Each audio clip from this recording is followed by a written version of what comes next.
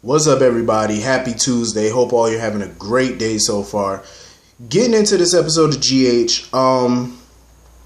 Listen, Curtis and Jordan, they need to come up with some type of boundaries or something when it comes to their careers, because it's obvious that Jordan does not approve of the type of work that Curtis does for people. It's clear as day. She don't want him working for Valentine. She don't want him working for Hayden. But at the end of the day, I feel like they need to come up with some boundaries. You know what I mean? Like, she can't tell him about certain cases that she working, well, actually about no case, and he can't tell her about his cases. You know what I'm saying? Like, come up with some boundaries. Like, at the end of the day, Jordan needs to understand, she should understand, that her husband is a private investigator. It's obviously a big difference from being a lawyer. And the reason I bring up lawyer is because when you're a lawyer, every defense attorney defends all types of people. You know, some good people, some criminals. You know what I'm saying? Because everybody's entitled to a good legal defense. But that's kind of like a PI in a way, because I'm like, when you hire a private investigator, you're putting money into their pocket to get the info that you need. You know what I'm saying? Like, that's what private investigators do. So it's kind of go hand in hand in a way if you think about it, because they all got clients. PIs got clients, lawyers got clients, you know what I'm saying? So you might not like the people that they represent, but it is what it is. They do it for the money. It's business. This is business. She might not, as long as Curtis ain't running around breaking no laws. And also PIs, they can do things that cops can't do. They can get info that cops can't get. You know what I mean? Like, come on now. You can't get mad at every person that he, chooses to work for. It's money in y'all pocket at the end of the day, so it shouldn't matter. I don't like when people lie to their spouse and stuff like that, you know what I mean? But in Curtis's defense, I could kind of understand why sometimes he does it. When it comes to his work, I can understand why he doesn't, he's not very direct with Jordan. And she know he lying. When she be like, oh, what's the name of this new client? Like, see, that right there, you're asking too many questions. Like, she just be asking too much. Like, he's not asking you about what case you're working, so don't ask him about what case he's working. Just let it go. Let him go to work, do what he got to do. And I respect the hell out of Curtis, because at the end of the day, he's not a bum. You know what I'm saying? He's not going to sit there and watch his wife go to work every day and he do nothing. You know what I'm saying? Like, no, he's going to take on whatever client. Even if he has a moral issue with it, he's going to take on that client. Because at the end of the day, that's business. That's money. You know what I mean? He ain't about to sit there and let his wife take care of him, and I don't blame him for that. No real man should. You ain't going to sit there and let your woman take care of you. No. Hell no. No. Any man will have a problem with that.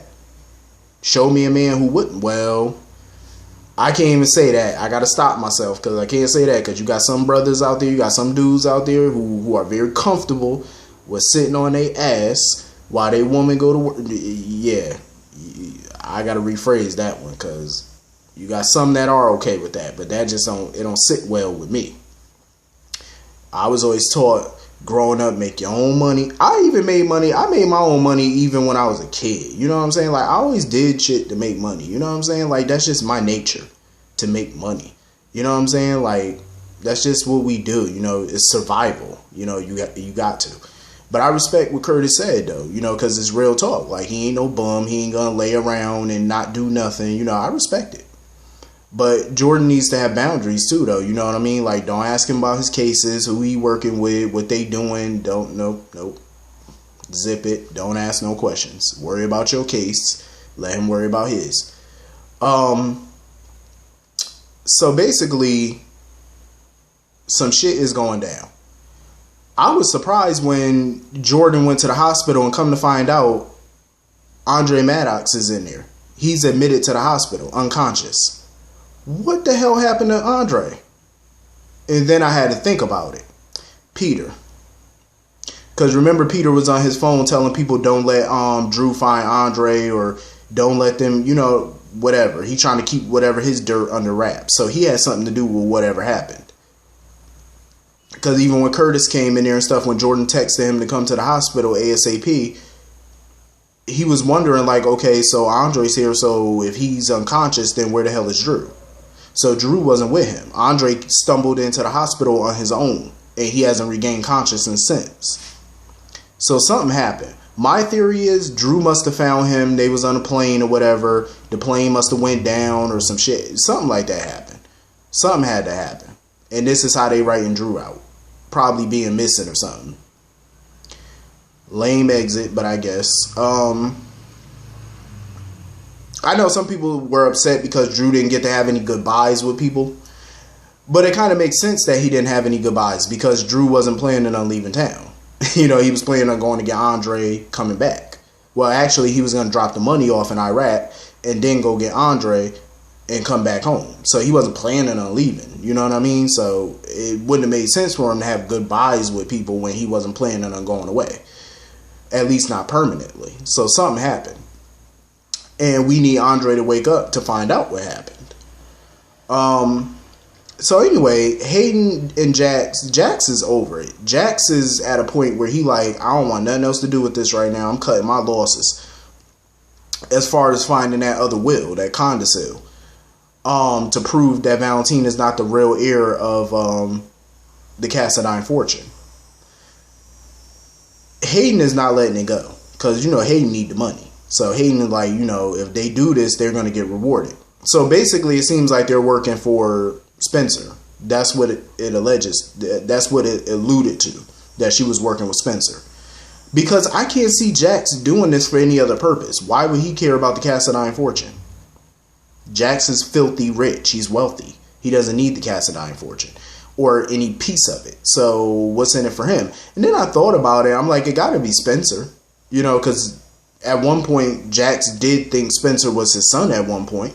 So I could see him wanting to help him, but there's nothing in it really for Jax because Jax doesn't need the money. So he could easily cut his loss and he wouldn't lose a dime. So, but Hayden, on the other hand, she hoping for that reward. Hayden need the money. So that's why Hayden ain't trying to let this go. And I can't say I blame her. You know what I mean? Like, you got to do what you got to do to make your money. So, of course, she want to bring Curtis in. Soon as she said that, Jax was like, hell no. Jax had to fill her in real quick. He was like, no, I'm not working with Curtis. He was like, basically, because you can't trust Curtis. Because Curtis was a double agent working for Jax and Aurora, when in reality, he was spying on Jax for Valentine. But of course, Hayden didn't know nothing about that. And, I can't blame Jax for not trusting Curtis. I can't blame him. I can't. Because who's to say he won't go tell Valentine what the objective is or what Hayden and Jax are up to? For all we know, I agree with Hayden though. I wouldn't put it past Valentine to know if if he's not the rightful heir. Of course he wouldn't know. Of course he probably do know, more than likely. But of course he would try to conceal that information because he know he would lose it all. So it would be in his best interest to keep that quiet. And of course Curtis wants to be the one to tell Nina or whatever because, let me tell you something. I understand Curtis's loyalty and I respect that. That's one of the many things about Curtis I respect and I like, the loyalty. Because he does have loyalty to his friends and I respect that. And he doesn't want to blindside Nina because he knows Nina. That's one thing Nina can't stand is a liar. So he doesn't want to be one of those people that lies to her. I get that.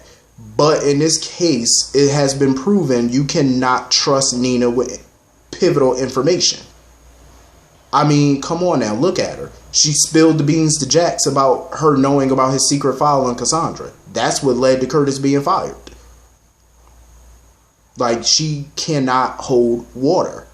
I wouldn't tell her nothing about this. Who's to say she won't let it slip to Valentine? That's what they're looking for. You know what I'm saying? She's loyal to Valentine right now. Her loyalty is to him. So who's to say she would keep this information from him?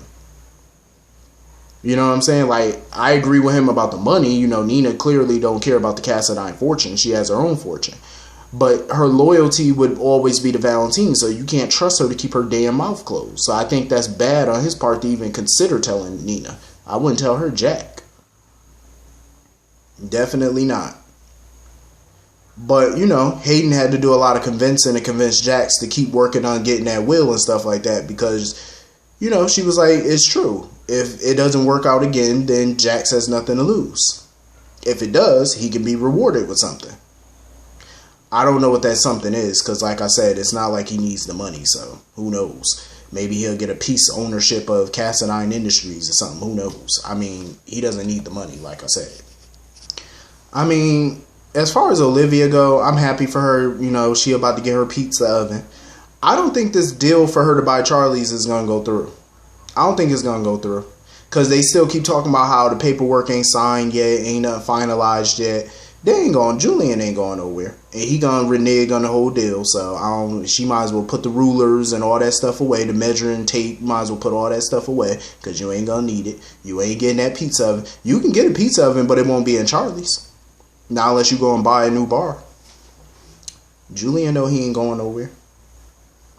And of course, Sonny come in there all gleeful and happy. Oh, tell me it's true. Tell me Julian's leaving. Oh, shut up, Sonny.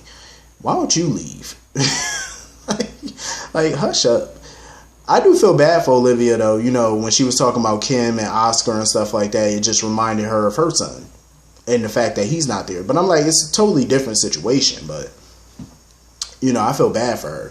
Because for years, it's just been Dante and Olivia. You know, their lives have changed so much in the last 10 years.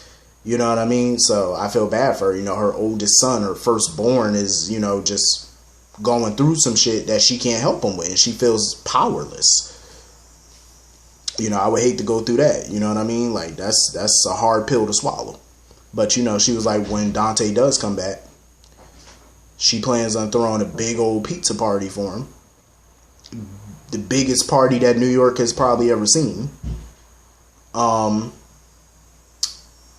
I did like her scene with Julian and stuff like that. You know, she's genuinely happy for Julian. That he finally, you know, figured his life out. He's doing good. He's on the right track. You know, he found love. I feel like Julian's naive where Kim is concerned. Or not naive, but I feel like he's in denial where Kim is concerned. I feel like he's definitely in denial about it. Because when he was talking to Liz and stuff, Liz straight up told him that she feels like Kim has feelings for Franco. And it's not necessarily Franco, but she's, you know, in love with something that's not true. You know, something that's not really there. You know what I'm saying? And Elizabeth can see it. She can tell. It's like woman's intuition. She know. And Julian's all in denial about it. No, you know, she's just having a rough time with it. Julian, shut up. You just as much delusional as she is. Stop playing that delusional card. Stop doing it. See. Open your eyes and see. Like, why do you think she tried to rush you to the altar and stuff and all these little knee-jerk decisions and stuff that she keep making? You know, trying to rush you out of town, rush you to get married, all this.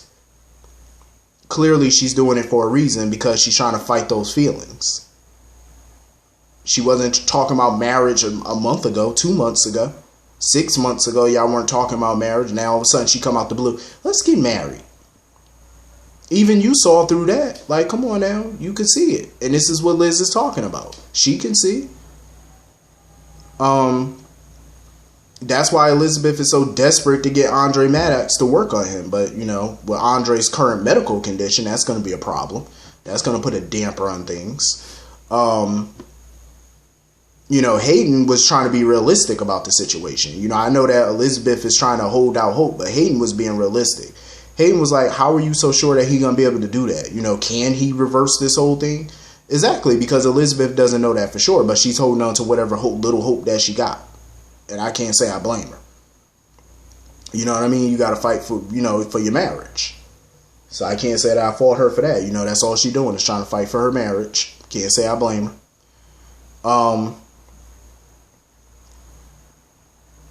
That whole scene with Franco and Kim, you know, I felt bad for Kim when she had to regurgitate that story about how, you know, for Oscar's birthday, because he was, you know, a big fan of Bob the Builder, and she tried to paint the Bob the Builder characters on his wall, his bedroom wall and stuff, and it looked a mess. It was a funny but sad story, and she was like how Oscar got all that paint all on him and stuff, and he chose a different color for his room.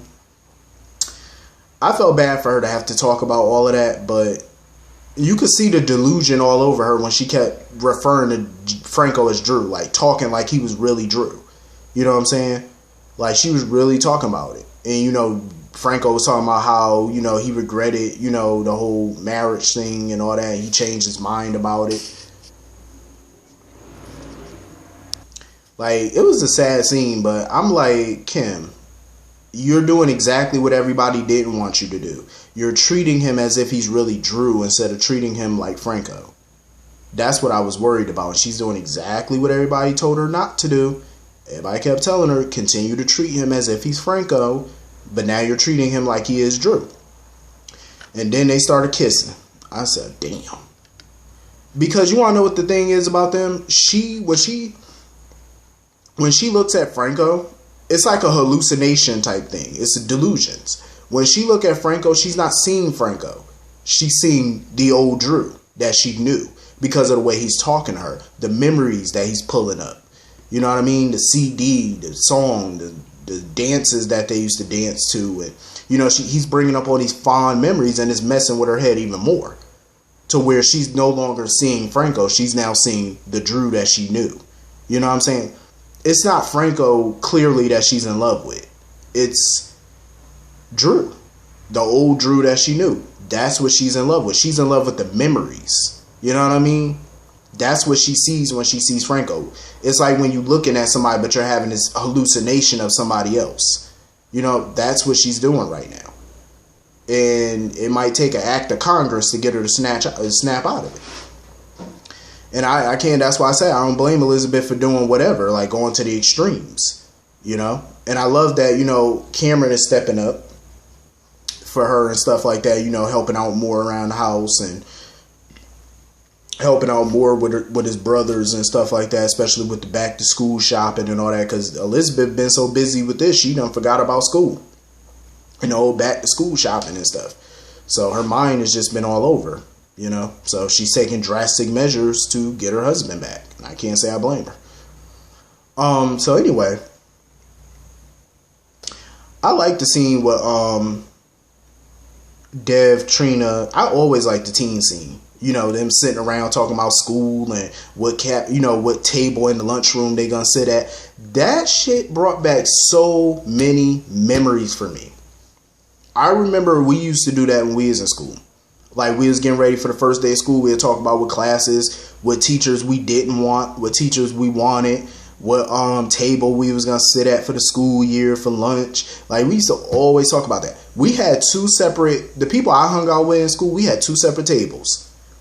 We had our breakfast table where we sat at in the morning when we first came to school and sat for breakfast. We had that table. Then we had our favorite table that we sat at for lunch. So we had two different favorite tables that we sat at. We had our breakfast table and we had our lunch table. School, man. I miss high school and stuff, man. It was so much fun. My goodness. The trouble that we all got into. I could write a book on that. Especially freshman year. Freshman year? Whew, freshman year. Lord have mercy. But anyway, Trina is jonesing for Dev. I think Dev got a thing for Jocelyn though. But Trina got a thing for Dev. Like, Trina is trying to pull out all the stops to get Dev's attention, and she needs Cameron's help to do it. Like, she told Cam straight up. She told Cameron, she said, I need you to get buddy with him and steer him in my direction. I love the Trina character. I really do. I just still have this feeling that she could be Curtis' daughter. I have that feeling. Something in me telling me he got a long lost child out there. Because, you know, back in them days, Curtis was probably dipping it and doing it back in the day. So who knows? I got a feeling, though. Something telling me that she's going to be more engraved into the canvas. But I'm loving this character, though. She's hilarious. She's a ride or die friend. You know, I love it. I love it. But I think it's going to cause a little tension in the school year, because I got a feeling as the months go on, she's probably going to start noticing that Dev is going to be checking for Jocelyn more. And you can tell, like, Jocelyn is kind of checking for Dev a little bit. It might not seem like it, but she definitely is intrigued by him. So it might turn into something. You know what I mean? Like, who knows? And, you know, Jocelyn had to school Dev on his background and stuff, because Dev keep talking about Bridgetown. She was like, no, it's Bridgeport. He probably messing up on purpose, because he seemed like too smart of a kid to be forgetting already. And I think he doing it on purpose, probably just to mess with her. Because remember when Brick was teaching him and stuff like that, he came in and recited everything to Sonny without problem, without a stutter. He ain't stutter not once. So I'm like, yeah, he definitely doing that on purpose.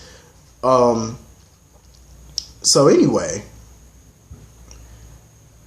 Carly done messed up her foot or whatever, because in real life, Laura Wright, like I said, she broke her foot in real life because she fell down the stairs in real life. So she's going to be in that cast for a little while. That whole conversation between Carly and Jax, when he was telling her that she need to go home and get some rest, or he was going to pick her up and walk her home himself, that reminded me of when they were married and she was pregnant with Jocelyn. Like, he was not playing with Carly. I remember when she was pregnant with Jocelyn and stuff, how protective he was of her. That just gave me a flashback to their old married days. And that's why it was funny when Carly just said bye. I think it started to remind her too. I love that relationship. I really do. I love it. For me, I just can't do Jax and Carly again. I can't, because as good as they were together, it was toxic. And I mean that in a way where he brought out so much good in Carly when they were married. You know, she was still a little biatch sometimes, but she was more calmer, relaxed. But she brought out the devil in Jax. Like, we all know Jax ain't no saint. Like, he ain't perfect or nothing like that. But when he was married to her and she would do little dumb stuff, especially running around behind his back with Sonny and hanging around Jason all the time, just inviting danger into their lives and going behind his back trying to be sneaky and, you know, manipulative. She just brought out a whole other side of Jax that you probably haven't seen before. Like, it was like the devil. It was like Satan. You know what I'm saying? Like, he just did things that he probably wouldn't normally do when he was with her. And I don't want to see him revert back to that. You know what I mean? Like, Jax, when he was married to her, he could be a real son of a bitch. When she brought it out in him, he could be a real ass. So we all saw that when she crossed him and they was going through that custody battle, he unleashed that asshole on her. You know what I'm saying? That son of a bitch that's inside of him, he unleashed that on her. You know what I'm saying? So that's what I'm saying. Like, she just brings out the worst in that man. Like, I just couldn't see the two of them back together again. Not unless it's a major change. I just can't see it.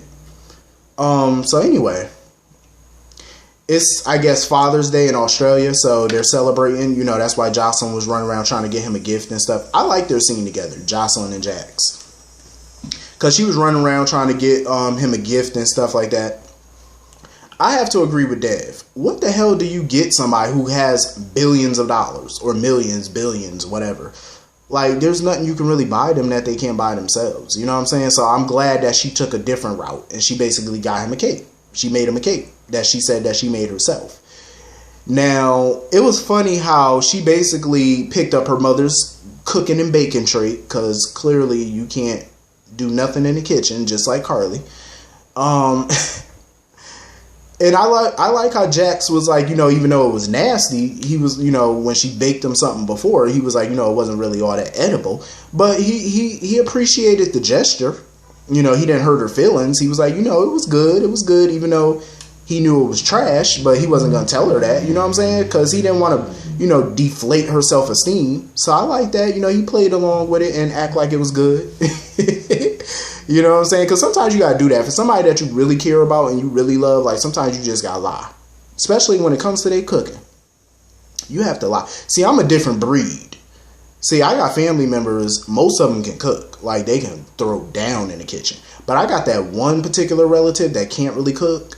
And I'm honest. Like, if you can't cook, I'm going to let you know. Like, I'm not eating your food. Seriously. I remember I was like that with one of my relatives' food.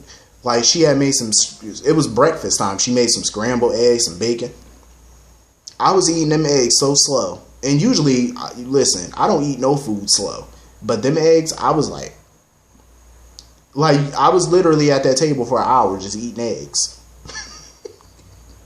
And she asked me, she said, do you always eat this slow? I said, yeah, when the food is nasty. I had to be honest. Like, I'm blunt. Like, I'm not going to lie to you just to save your little feelings. I'm not going to do that. Nope, because you'll never learn that way if I do that. Because see, people keep on egging you on, telling you, oh, this is good, this is good. No, because then that means you're going to keep cooking. And we can't have that. You need to get out the kitchen and take some lessons first before you try to serve that to me. Because I'm a foodie. I like to eat. And I'm a very big critic. If it's nasty, I'm gonna tell you. I'm not gonna spit it out. I'm not gonna be downright rude. But whatever. So anyway, sometimes you just gotta let people know your food tastes like Alpo.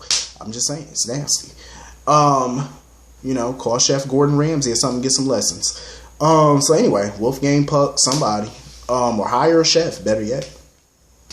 Anything to save my soul. I don't want to die before it's my time. So anyway, moving on from that, Gladys, cousin Gladys, Dev's quote unquote grandmama, had the nerve to come to Port Charles and to the Metro Court with Mike.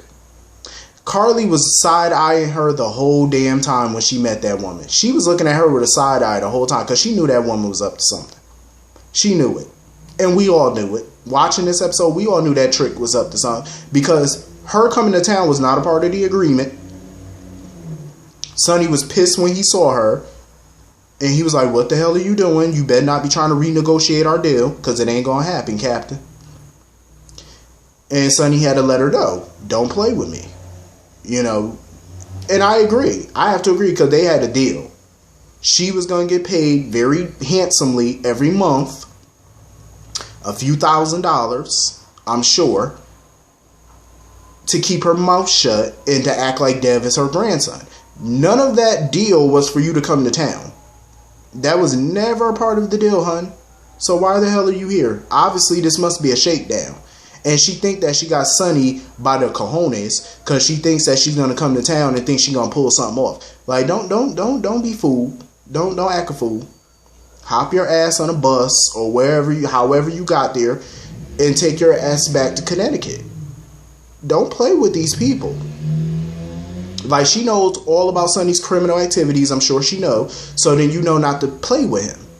Like, go back to Bridgeport where you belong. Collect your money. Keep your mouth shut like you were paid to do. And keep yourself on mute. I don't blame Carly for being nervous. Because the last thing they need is Jax asking a whole bunch of questions. It's the last thing they need. Like, you don't need Jax asking questions. And you could tell when Jax was talking to Dev. I mean, when he was talking to Jocelyn, he was about to ask a whole bunch of questions about Dev, but he chose not to. But, Jax, he chose to keep quiet about it for now. But you already know he's going to ask questions in the future. And that's what they don't need. But, anyway, that was pretty much the episode. Hit the comment section and let me know what y'all thought about today's episode. I will see y'all all later. Peace.